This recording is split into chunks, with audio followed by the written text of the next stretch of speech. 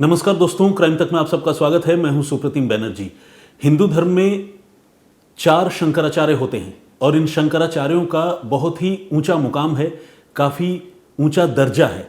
लेकिन एक शंकराचार्य ऐसे हैं जो इन दिनों बहुत ही घिनौने और विचलित करने वाले आरोपों से घिरे हुए हैं। आरोप भी ऐसे वैसे नहीं, बल्कि छोटे छोटे बच्चों के साथ कुकर्म करने के। ऐसा कैसे हुआ, इन आरोपों का सच क्या है, इस मामले की जांच फिलहाल कहां तक पहुंची है, ये सारी बातें आज मैं आप सबको बताऊंगा।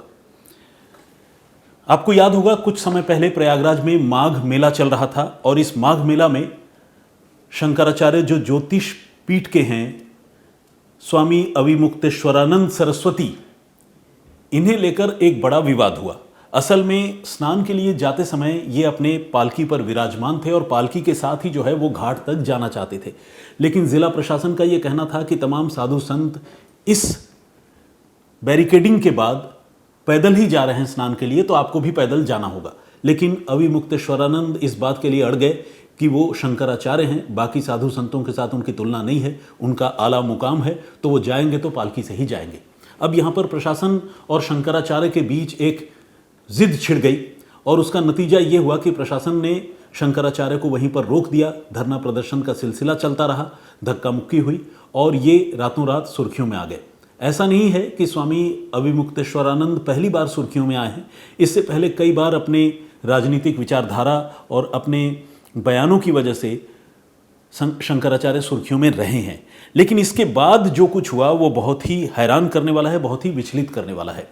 एक शख्स जो खुद को संत बताता है, जिसका नाम है आशुतोष महाराज, इसने कुछ छोटे छोटे बच्चों के साथ प्रयागराज पुलिस से कांटेक्ट किया और ये कहा कि ये छोटे छोटे बच्चे कभी स्वामी अविमुक्तेश्वरानंद शंकराचार्य सरस्वती के आश्रम में बटुक के तौर पर शिक्षा ग्रहण करते थे, यानी शिष्य के तौर पर शिक्षा ग्रहण करते थे, लेकिन वहां पर इनके साथ दुराचार हुआ, कुकर्म हुआ। ये बहुत ही विचलित करने वाले और घिनौने आरोप थे, जिन्हें सुनकर कुछ देर के लिए प्रयागराज पुलिस भी सन्नाटे में आ गई। चूंकि मामला बहुत गंभीर था तो प्रयागराज पुलिस ने कहा कि ठीक है, इस मामले की जांच होगी और उसके बाद ही कोई कार्रवाई की जाएगी। लेकिन आशुतोष महाराज, जो इस मामले में बच्चों के हक की बात कर रहे थे, उन्होंने ये कहा कि वो इस मामले में और इंतज़ार नहीं कर सकते और उन्होंने सीधे न्यायालय का दरवाज़ा खटखटाया। न्यायालय ने प्रथम दृष्टया इस मामले में जो भी इल्ज़ाम शंकराचार्य स्वामी अविमुक्तेश्वरानंद के ऊपर थे उन्हें सही पाया और प्रथम दृष्टया जो भी बात न्यायालय को समझ में आई, उसके मुताबिक न्यायालय ने इस मामले में शंकराचार्य के खिलाफ मुकदमा दर्ज करने के आदेश दिए और ये मुकदमा जो है पॉक्सो एक्ट की संगीन धाराओं के तहत दर्ज किए गए। अब सवाल यह है कि इन बच्चों ने ऐसा क्या बताया, क्या कहा, जिससे ये मामला सामने आया और इतना गंभीर हुआ। तो इन बच्चों ने जो कुछ बताया है, अब मैं वो आपको सिलसिलेवार तरीके से बताने जा रहा हूँ और वो सारी बातें, सारी जानकारियाँ बहुत ही दुखी करने वाली हैं। इन बच्चों का ये कहना है कि वो स्वामी अविमुक्तेश्वरानंद के आश्रम में बटुक के तौर पर शिक्षा ग्रहण करते थे। कुछ एक बच्चे जो है वो अनाथ हैं, यानी उनके माता पिता नहीं हैं, और इन बच्चों को उनके आश्रम में कुछ लोग उठाकर लेकर आए थे, ये कहते हुए कि उनको बटुक के तौर पर रखकर उनको शिक्षा प्रदान किया जाएगा। लेकिन हुआ ये कि ऐसे बच्चे जिनके अभिभावक नहीं हैं, उन बच्चों के साथ आश्रम में कुकर्म होने लगा, उनका यौन शोषण किया जाने लगा। ऐसे ही कुछ बच्चों ने आश्रम से और स्वामी अविमुक्तेश्वरानंद के शिविर से कथित तौर पर भागकर अपनी जान बचाई और उन्होंने आशुतोष महाराज से जाकर फरियाद की और आशुतोष महाराज तब इन बच्चों को लेकर पुलिस के पास और फिर न्यायालय में पहुंचे। इन बच्चों ने जो बताया है उसका लब्बो-लुआब ये है कि एक तो मध्य प्रदेश के नरसिंहपुर में आश्रम है स्वामी अविमुक्तेश्वरानंद का, इसके अलावा उत्तराखंड के जोशीमठ और बद्रीनाथ में भी हैं। ये बेसिकली जो ज्योतिष पीठ है जिसके ये शंकराचार्य हैं, उसका हेडक्वार्टर उत्तराखंड के जोशीमठ बद्रीनाथ में ही है, तो यहाँ पर भी आश्रम है। तो इन छात्रों का ये कहना है कि इन बच्चों को इन आश्रमों में रखा जाता था और उनके साथ अविमुक्तेश्वरानंद के जो शिष्य हैं, जो चेले हैं, वो कुकर्म तो करते ही थे, खुद शंकराचार्य स्वामी अविमुक्तेश्वरानंद भी उनके साथ यौन दुराचार करते थे, कुकर्म करते थे। इसके लिए जो पूरा रैकेट था उसमें सारे लोगों की अलग अलग जिम्मेदारी बटी हुई थी। अविमुक्तेश्वरानंद का एक शिष्य है जिसका नाम है मुकुंदानंद, एक शख्स है जिसका नाम है अरविंद, एक है प्रकाश उपाध्याय। इन सारे लोगों की भूमिका अलग अलग थी। जैसे प्रकाश उपाध्याय के बारे में ये बताया जाता है कि प्रकाश उपाध्याय बच्चों को फांस कर अलग अलग जगहों से लेकर आता था। इसमें वो उन्हीं बच्चों को टारगेट करता था जो बच्चे बिना माँ बाप के होते थे, यानी जिनका कोई पुरसाने हाल नहीं होता था। ये सॉफ्ट टारगेट होते थे। इनको आश्रम में लेकर आता था और इसके बाद अरविंद इन बच्चों को ट्रेनिंग देने का पूरा स्वांग रचता था, ड्रामा करता था। और मुकुंदानंद के बारे में यह कहा जाता है कि मुकुंदानंद तो बाकायदा अश्लील हरकत करके इन बच्चों को दिखाता था और कहता था कि जैसे अश्लील हरकत मेरे साथ हो रही है या मैं कर रहा हूँ, ऐसी ही अश्लील और आपत्तिजनक हरकत तुम्हें स्वामी जी के साथ भी करना है। और स्वामी जी यानी शंकराचार्य जी भी इन बच्चों के साथ उस तरह का कुकर्म करते थे। ये बहुत ही अजीबोगरीब और घिनौने आरोप हैं। ऐसे तो ये आरोप अगर किसी पर भी लगे तो वो बहुत ही दुखी करने वाले होते हैं, लेकिन जब कोई धर्म की इतनी ऊंची और बड़ी कुर्सी पर बैठा हुआ हो और उस पर इस तरह का इल्ज़ाम लग जाए तो आप समझिए कि ये मामला अपने आप में कितना संगीन हो जाता है। लेकिन सवाल ये है कि क्या ये महज आरोप हैं या इसके पीछे कुछ सच्चाई भी है। देखिए, हकीकत तो ये है कि इस मामले में दूध का दूध और पानी का पानी अदालत को ही करना है। कोर्ट ही इस मामले में कोई फैसला करेगा। उसमें मेरे हिसाब से हम में से किसी को भी जंप करने और किसी नतीजे पर पहुंचने की ज़रूरत नहीं है। लेकिन अभी जो भी इंफॉर्मेशन सामने है वो मैं जस का तस आप लोगों को बताना चाहता हूं। अदालत को प्रथम दृष्टया आरोपों में दम नजर आया है, तभी अदालत के आदेश पर इस मामले में शंकराचार्य के खिलाफ पॉक्सो एक्ट की धाराओं के तहत मुकदमा दर्ज हुआ है। इसके बाद ये जो बच्चे हैं, इनमें से 2 बच्चों का प्रयागराज के सरकारी अस्पताल में मेडिकल जाँच करवाया गया है और उस मेडिकल जांच में बहुत ही सनसनीखेज तथ्य उभर कर सामने आए हैं। ये पता चला है कि इन बच्चों के साथ वाकई लंबे समय से कुकर्म हो रहा था और उनका शारीरिक तौर पर यौन उत्पीड़न उनके साथ किया जा रहा था। मेडिकल जांच में इस बात की पुष्टि हो गई है, जो आशुतोष महाराज और इन बच्चों के दावों की पुष्टि करता है। इनमें से एक बच्चे के साथ हमारे सहयोगी आशीष श्रीवास्तव ने बातचीत भी की है। उस बच्चे ने क्या कुछ कहा है आपको वो खुद सुनना चाहिए, क्योंकि उस बच्चे की जुबानी इस कहानी को समझने में आप सबको सुविधा होगी। तो सबसे पहले आप उस बच्चे को सुनिए और उसके बाद आशुतोष महाराज के इस मामले पर क्या कहना है वो भी आपको हम सुनाएंगे।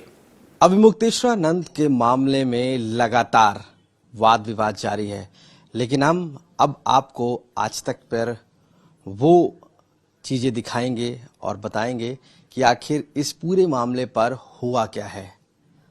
इस समय हमारे साथ बटुक मौजूद हैं जो इस पूरे मामले को लेकर संगीन आरोप है जो वो बटुक हैं, और इस पूरे मामले को लेकर क्या कहना है उनसे ही हम पूछते हैं। ये बताइए कि आप कब अविमुक्तेश्वर सर से मिले थे और कब उनके साथ ये चीज हुआ और कब ये चीजें हुई? उनसे हम मिले थे 7-8 तारीख को और यहीं मिले थे, और उसी समय से उन्होंने हमारे साथ ऐसे काम किए हैं। आप वहां पर पढ़ाई के लिए पहुंचे थे, कैसे मिले थे उनसे? अध्ययन के लिए हम गए थे उनके पास, उसी समय से उन्होंने हमारा शोषण किया। हमारे साथ साथ और भी बच्चे हैं, उनका वो लगातार शोषण करते हैं। शोषण किया मतलब किसने किया शोषण? आपका कौन है? अविमुक्तेश्वरानंद, उनके शिष्य मुकुंदानंद और अन्य हैं। हाँ। अच्छा, ये क्या आप माघ मेले की भी बात कर रहे हैं जहाँ पे थे? जी, वहाँ भी हमारे साथ उन्होंने शोषण किया जी। लेकिन अगर हम बात करें तो वो कहते हैं कि माघ मेले में वो नहीं थे और उस पीरियड में आप नहीं थे, ऐसा कोई शिष्य नहीं था उनका? उस समय हम थे और इन्होंने हमारे साथ 16 तारीख को शोषण किया जी। क्या क्या हुआ पूरा आप बताइए कि किस तरीके से वहाँ होता था, कैसे ये सारी चीजें होती थी? ये जो है अविमुक्तेश्वरानंद हैं, जो वो अपने शिष्य मुकुंदानंद के साथ साथ उनके साथ में प्रकाश और अरविंद, ये 4 लोग हैं। ये चारों लोग बच्चों को ये मतलब 2 लोग हैं, ये बाहर से बच्चों को लाते हैं, जैसे बिहार है, राजस्थान है, वहां से बच्चों को ला करके उनके साथ यौन शोषण का अंजाम देते हैं। जी। तो जिस तरीके से ये आपके साथ जब हुआ तो आपने इसको लेकर कोई बात उठाई, आवाज उठाई, किसी से कहा? जी, हमने इसके विषय में महाराज जी से कहा, आशुतोष ब्रह्मचारी जी से। जो हमारे साथ हुआ है वो सब हमने पहले उन्हें ही बताया। हमें लगा कि वो हमारी सहायता, हमें अंदर से लगा कि कोई ना कोई तो हमारी सहायता के लिए आगे आएगा, लेकिन फिर हमारे आगे महाराज जी आए, आशुतोष ब्रह्मचारी जी, और उन्होंने कहा कि हम तुम्हारा सहयोग करेंगे। फिर हमने उन्हें सब बात उन्हें स्पष्ट से बताई। आपको कोई डराया गया, धमकाया गया, ऐसा तो नहीं कि लाया गया हो जबरदस्ती? नहीं, हम अपनी इच्छा से स्वयं, जी, न किसी ने धमकाया है, न किसी ने डराया है। किस किस तरीके का वहां पर व्यवचार होता था, किस किस तरीके के वहां से आपको परेशान किया जाता था, क्या क्या होता था और कहाँ पर होता था ये जगह? ये खास करके बनारस में जोशी मठ है, वहां पर हमारे साथ लगातार होता था, और वहां एक से एक बड़े वीआईपी लोग आते थे, सफेद कपड़ों में हैं। हम जैसे उन्हें ऐसे तो नहीं, लेकिन अगर वो हमारे सामने आए तो हम उन्हें पहचान लेंगे। तो आपके मतलब क्या वो भी इस तरीके का गलत कार्य? जी, जो उनके साथ में मुकुंदानंद है, और जो उनके साथ में थे अरविंद, ये लोग उन सफेद जो लोग आते थे वीआईपी लोग, उनके सामने छोटे छोटे जो वहाँ के छात्र थे उनको उनकी सेवा के लिए उनके साथ में वो लोग भी उल्टे काम करते थे। कितने वहां पर ऐसे बटुक होंगे जिनके साथ ये गलत हो रहा था और कितने समय से ये हो रहा था? ये हमारी समझ में हम उनके विद्यालय में 1-2 साल से रह रहे हैं। 2 साल से लगातार हमारे सामने तो हो रहा था जी, और ऐसे बच्चे कम से कम नहीं 20 हैं। हाँ, उनके साथ ऐसा लगातार शोषण अभिमुक्तेश्वरानंद और उनके साथ में जो लोग हैं वो सब करते हैं। आपके साथ जो है किसने किसने गलत किया वहां पर, बताइए। हमारे साथ में पहले नंबर में आते हैं अभिमुक्तेश्वरानंद, दूसरे में मुकुंदानंद, और तीसरे में अरविंद, और चौथे हैं प्रकाश। ये 4 लोगों ने हमारे साथ बारी बारी से यौन शोषण किया। तो क्या आपने कभी मना नहीं किया, कोई आवाज नहीं उठाई, किसी तरीके से मतलब कहा नहीं, शिकायत या कुछ इस तरीके से कि आप? जब हम ये बात बोलते थे तो वहां से जो ये मुकुंदानंद हैं, ये हमसे कहते थे अगर बाहर बताओगे तो तुम्हारे साथ अच्छा नहीं होगा, इसीलिए हमने ये बात किसी को नहीं बताई। और जो बच्चे थे वो कहाँ के रहने वाले थे, कहाँ से आते थे? और आपके जो माता पिता के, आपने उनको बताया सारी चीजें सब? उन्हें नहीं बताया, हमने कुछ भी नहीं बताया, हमने सिर्फ महाराज जी को ही सारी बातें बताई। जी। इसमें जो और बच्चे वो कहाँ कहाँ से आते थे, मतलब किन किन जगह से आते थे, और कितने समय से उनके साथ हो रहा था, सबके साथ जो आपके साथ जैसा हो रहा था? और आपने अपनी आंखों से क्या क्या देखा ऐसा जो बिल्कुल विश्वास आपको नहीं हो रहा है? जो पहले नंबर में जहाँ जहाँ से बच्चे आते थे, जैसे बिहार है, झारखंड है, ऐसे राज्यों से आते थे बच्चे, जहाँ जैसे भूकंप है, सुनामी आ जाती है, तो वहाँ के बच्चों को ये अरविंद और ये प्रकाश, ये दोनों थे उनके, मतलब शंकराचार्य के हैं मेन, ये वहाँ से बच्चों को लाते हैं और उन बच्चों को मुकुंदानंद के सामने मतलब छोड़ देते हैं, और फिर मुकुंदानंद अभिमुक्तेश्वरानंद के सामने उन बच्चों को पेश करता है। यही है। कभी आश्रम में या जहाँ पे ये जगह की बात कर रहे हैं, वहां से कोई बाहर नहीं जा पाता था, या कोई मदद नहीं मिल पाती थी किस तरीके की, या किसी से बात करने की कोशिश की आप लोगों ने या आपने? नहीं, वहां से बाहर जाने ही नहीं दिया जाता था, और वहां के जो आसपास के जो हमसे सीनियर थे वो लोग हम लोगों पे बिल्कुल मतलब दिन रात ही वो लोग देखते रहते थे कि कोई छात्र बाहर तो नहीं गया, कोई इधर उधर तो नहीं है, तो वो लोग मतलब वहीं रहते थे हम लोगों के आसपास ही। सीसीटीवी वगैरह भी लगा रखा था क्या जांच के लिए, कि आप लोग बाहर ना जाएं या इस तरीके से? हाँ, सीसीटीवी कैमरा मतलब वहाँ है, और उनसे भी मतलब देखते थे। और मेन रूप से वो लोग जहाँ पर मतलब जहाँ से लोग आते जाते हैं वहाँ पर वो अपने जो छात्र थे उनको रखते थे। अच्छा, एक सवाल ये है कि वो कह रहे थे कि नहीं ऐसा कुछ नहीं है, माघ मेले में तो आप थे ही नहीं अगर आपकी बात हो रही है और इस तरीके से, तो क्या वो आपको लग रहा है कि अब झूठ बोल रहे हैं या किस तरीके से अब इन बातों को? नहीं, हम उस समय माघ मेले में थे। जिस दिन मौनी अमावस्या पर इनके साथ में जो हुआ, तो उसी समय हमको समय मिला इनके चंगुल से भागने का। तो वहां से हम भाग करके महाराज जी के पास आए। आशुतोष ब्रह्मचारी जी महाराज जी के पास हम आकर के हमारे संग जो जो हुआ है वो हमने सब महाराज जी को बताया। और कितने ऐसे बटुक हैं आपको लगता है जो फंसे हुए हैं या अभी नहीं निकल पाए हैं, या आपने चूंकि आप वहां रहे हैं देखा है? ऐसे बच्चे कम से कम नहीं, वहाँ 20 बच्चे हैं।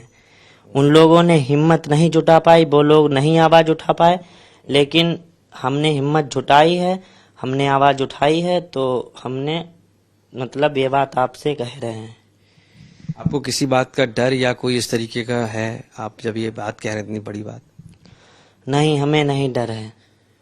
ऐसा तो नहीं आपको किसी ने दबाव बनाया हो और जबरदस्ती आपसे कहलवाया जा रहा हो? नहीं, किसी का नहीं, ना किसी ने हमसे मतलब बोला है, ना किसी ने कुछ कहा है। हम अपनी इच्छा से जो हमारे साथ हुआ है वही हम बोल रहे हैं। क्या चाहते हैं आप इसमें होना चाहिए इतना इस चीज को लेकर न्याय?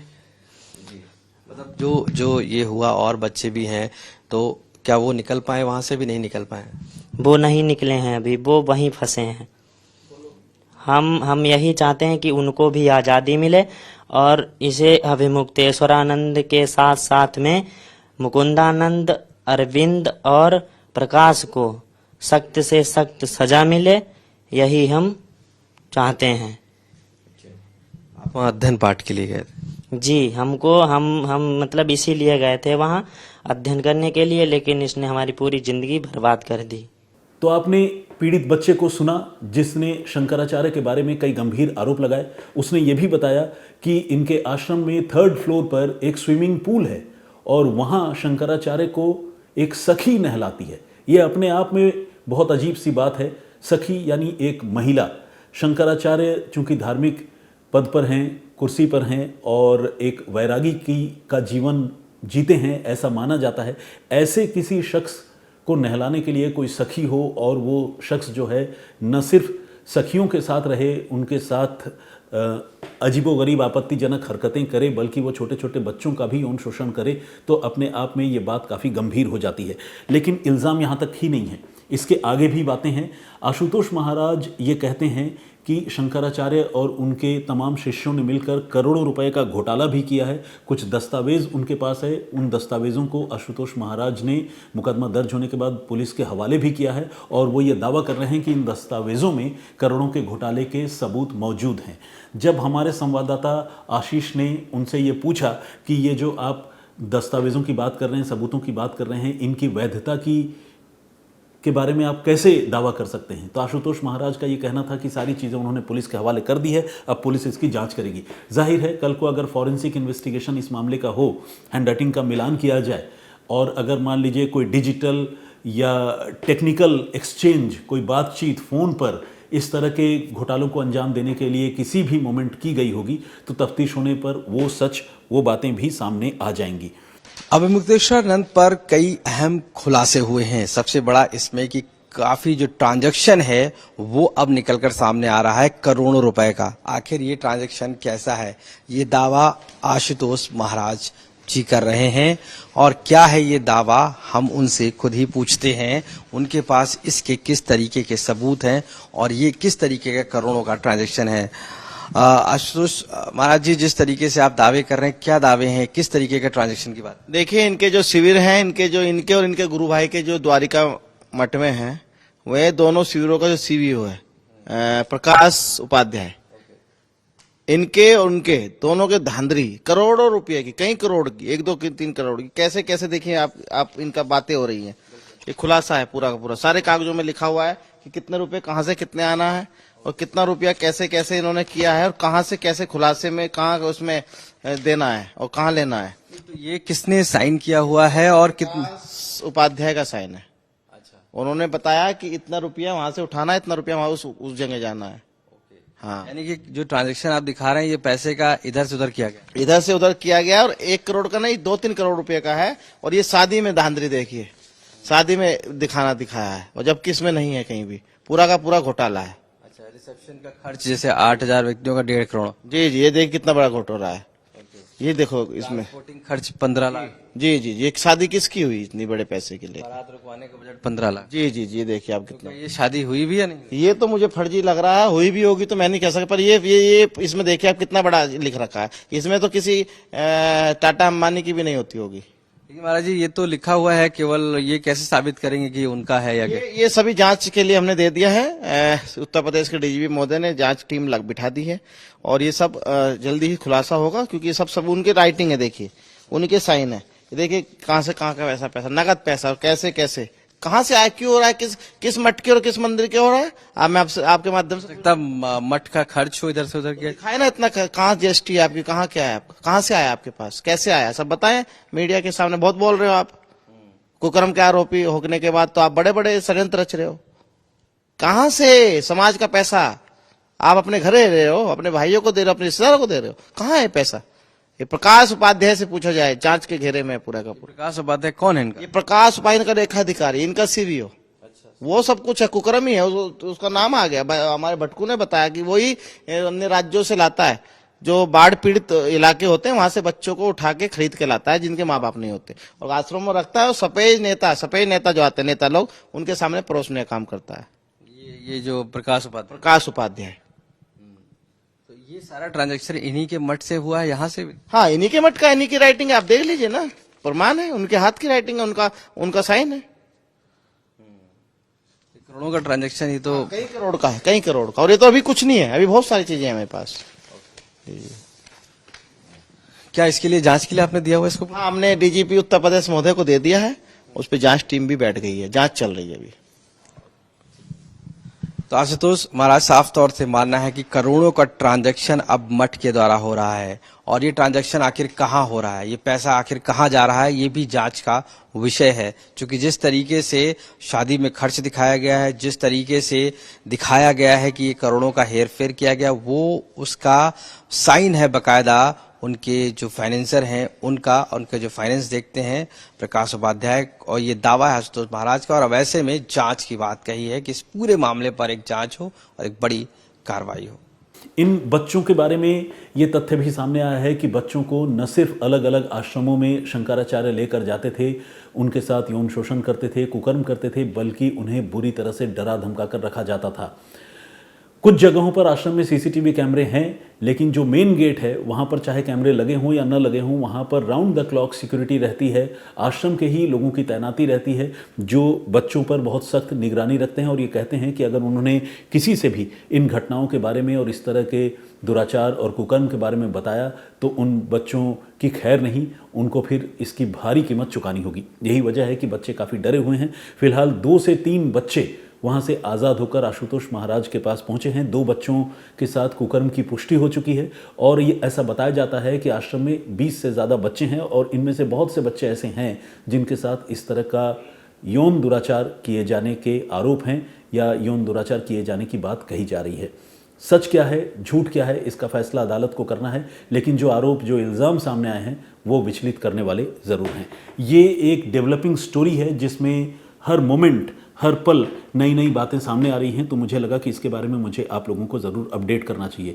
इस बीच मैं आपको ये बता दूं कि आशुतोष महाराज जो है वो एक और संत स्वामी रामभद्राचार्य के शिष्य बताए जाते हैं, और आशुतोष महाराज का ट्रैक रिकॉर्ड भी कोई बहुत पाक साफ नहीं है।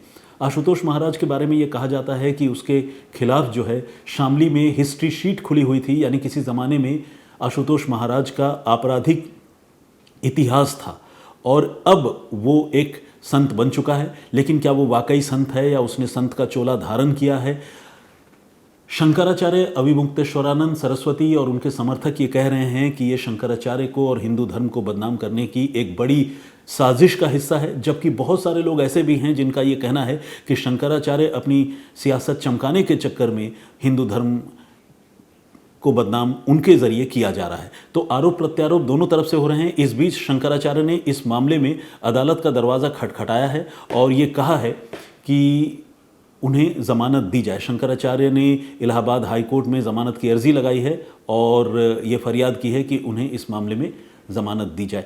तो खैर, ये थी अब तक की पूरी जानकारी, पूरा अपडेट। इस पेशकश को ख़त्म करने से पहले जो प्रीवियस डे हमने आप लोगों को स्टोरी सुनाई थी, वो स्टोरी लखनऊ में एक शख्स की हत्या उसके बेटे के हाथों जो की गई थी उससे रिलेटेड थी। और उसमें हमने बताया था कि किस तरह से इतनी बड़ी घटना एक बच्ची की आंखों के सामने हुई और वो बच्ची सब कुछ देखते जानते हुए भी तकरीबन 4 दिनों तक खामोश रही और उसने किसी को भी अपने पिता की हत्या के बारे में कुछ नहीं बताया। ऐसा कैसे मुमकिन है? इस पर बहुत सारे लोगों ने कमेंट्स किया है। आइए कुछ लोगों के कमेंट्स पढ़ता हूँ। और शम्स सर का स्टोरी सुनाना ऐसा लगता है जैसे हम टेक्स्ट बुक से कोई चैप्टर पढ़ रहे हों और सुप्रतिम सर का वाचन क्राइम स्टोरी मेड इजी सा लगता है। कनकलता जोशी का ये कॉम्प्लीमेंट भरा कमेंट है, मैं बहुत शुक्रगुजार हूँ, थैंक यू वेरी मच। उन्होंने कहा है कि मुझे दोनों ही पसंद है, ये मेरी खुशकिस्मती है, thank you very much for this compliment. Jagdish Chandigarh ji ने कमेंट किया और उन्होंने कहा है कि मानवेंद्र जो है वो दूध के धुले नहीं थे। उन्होंने ये कहा है और उनका ये अनुमान है कि मानवेंद्र के जो अवैध संबंध हैं वो उनकी मौत की वजह बनी और उन्होंने शराब के कारोबार से भी उनकी मौत के मामले को जोड़ा है। इसके अलावा साई रत्ना ने एक कमेंट किया, उन्होंने कहा है कि क्राइम तक की पूरी टीम फिलहाल इसी कहानी को अलग अलग तरीक़ों से अलग अलग जानकारियों के साथ सामने रख रही है। और उन्होंने मेरे लिए ये मैसेज दिया था कि मुझे कम से कम क्राइम स्टोरीज़ जो इन्वेस्टिगेटिव स्टोरीज़ है उस पर मुझे वापस लौटना चाहिए। एलो मेलो के नाम से एक आईडी है, उन्होंने ये कहा है कि कोई भी शख्स अपने फादर को, अपने पिता को वही मार सकता है जिसकी आत्मा पहले ही मर चुकी हो। यानी इनके कहने का मतलब ये है कि कोई इंसान जिसका ज़मीर मर चुका हो या जिसमें गैरत ख़त्म हो गई हो वही अपने पिता या माता की जान ले सकता है। ये बात काफ़ी हद तक सही है, मैं ये बात मानता हूँ, क्योंकि ऐसे तो किसी की भी हत्या करना जो है वो जस्टिफाइड नहीं है अनलेस एंड अनटिल उस आदमी से खुद आपकी जान को खतरा ना हो। और कोई अगर आपको मारने आ रहा है आप उसे मार दें, ये बात तो समझ में आती है। आत्मरक्षा में किया गया कत्ल जो है वो उसकी मतलब इजाज़त तो नहीं, लेकिन कानून उसको अपने जांच पड़ताल की कसौटी में कसता है और आखिरकार अगर वो बात सही पाई जाती है तो जो भी शख्स किसी की जान लेता है उसे राहत मिलती है। लेकिन इसके अलावा गुस्से में किया गया कोई भी कत्ल, साजिश रच के किया गया कोई भी कत्ल, इसे जस्टिफाई नहीं किया जा सकता। और अगर वो कत्ल माता पिता का हो, हमारा जो भारतवर्ष है उसकी जो संस्कृति है उसके मुताबिक माता पिता का दर्जा जो है वो भगवान से भी बड़ा कहा जाता है, खासकर हिंदू धर्म में। और मुस्लिम धर्म में तो मैंने ये सुना है कि ये कहा जाता है कि माँ के कदमों तले जन्नत होती है। तो ये जो कल्चर है हमारा उसमें माता पिता का दर्जा बहुत ऊपर है। और यहाँ पर अगर कोई मम्मी पापा का ही कत्ल कर दे तो जाहिर सी बात है ये मतलब कहीं से भी ये बात डाइजेस्ट करने वाली नहीं होती, चाहे मम्मी पापा पर कितने भी संगीन और अजीबोगरीब इल्ज़ाम क्यों ना हो। तो एनीवे, लवली के नाम से भी एक आईडी है। हालांकि ये कलयुग है, मम्मी पापा भी कई बार हदें पार कर जाते हैं, लेकिन इसका ये मतलब नहीं कि कत्ल किया जाए। रंजन डी कामले ने भी कमेंट किया है, बहुत बहुत स्वागत आपका। रोहित सिंह का कमेंट है, उन्होंने कहा है कि रोहित सिंह ने कहा है कि मुझे लगता है कि आप क्राइम तक के प्लेटफॉर्म के अलावा अपना भी एक पर्सनल चैनल स्टार्ट कीजिए जिसमें आप देश दुनिया और समाज की गहन समस्याओं पर रोशनी डालिए। हम लोग आपके साथ हैं। I think you will get lot of support. Rohit ji, आप मेरी मुस्कुराहट से बहुत कुछ समझ सकते हैं। फ़िलहाल तो मैं क्राइम तक और आज तक के साथ हूँ, तो मैं आप लोगों की खिदमत में यहीं हाजिर हुआ करूँगा। सिमी भसीन ने भी कमेंट किया है, बहुत बहुत स्वागत आपका। उन्होंने कहा कि रिश्तों पर अब भरोसा नहीं रहा, सचिन यादव का कमेंट है। और इसके अलावा अशोका शुक्ला ने भी कमेंट किया है। बहुत सारे और भी लोगों ने कमेंट किया है। सारे लोगों के नाम और कमेंट्स एक दिन में पढ़ना संभव नहीं है, लेकिन आज जो कहानी शंकराचार्य पर यौन उत्पीड़न का जो आरोप लगे हैं और आरोप लगाने वाले लोग सामने आए हैं, उस पर आपका पॉइंट ऑफ व्यू क्या है, हमें कमेंट करके ज़रूर बताइएगा। आपको क्या लगता है इन आरोपों के बारे में? क्या इसके पीछे आपको पॉलिटिक्स नज़र आती है? क्या अविमुक्तेश्वरानंद आपको सवालों के घेरे में लगते हैं? इन तमाम चीज़ों पर आपका जो भी पॉइंट ऑफ व्यू है वो बताइएगा ज़रूर। देखिए, अविमुक्तेश्वरानंद एक बहुत बड़ी धार्मिक कुर्सी पर हैं, ऊंची कुर्सी पर हैं, ये बात तो अपनी जगह है, इससे कोई इनकार नहीं कर सकता। लेकिन अगर छोटे छोटे बच्चे सामने आकर अपने साथ जाति की गवाही खुद दे रहे हैं और उनकी मेडिकल जांच हो रही है जिसमें उनके साथ कुकर्म की पुष्टि हो रही है, तो इस मामले को हवा में नहीं उड़ाया जा सकता। ये नहीं कह सकते कि शंकराचार्य हैं तो ये बच्चे झूठ ही बोल रहे होंगे। इसीलिए बहुत गहरी तफ्तीश, पेशेवर तफ्तीश होनी चाहिए जिसमें सच्चाई सामने आए और किसी के भी मन में कोई शको शुभा की गुंजाइश न बचे। मेरा ये पॉइंट ऑफ व्यू है। फिलहाल इतना ही। अपना बहुत ख्याल रखिएगा, सुरक्षित रहिएगा। जय हिंद, जय भारत।